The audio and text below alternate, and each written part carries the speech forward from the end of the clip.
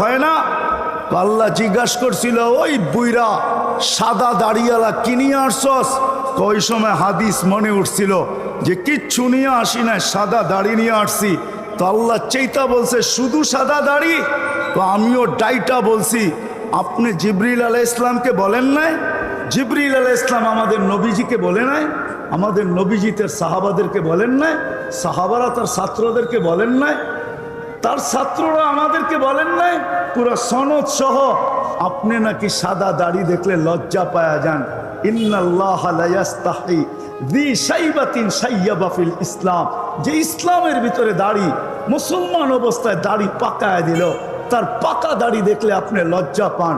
এইখানে তো আইসা দেখতেছি উল্টাটা, আপনি চোখ বড় বড় করতেছেন। তা আল্লাহ হাসি দিয়া বলছে, সবাই সত্য বলছে, আমিও সত্য বলছি, তোকে মাফ করে দিলাম, যা ভাবেন থেকে।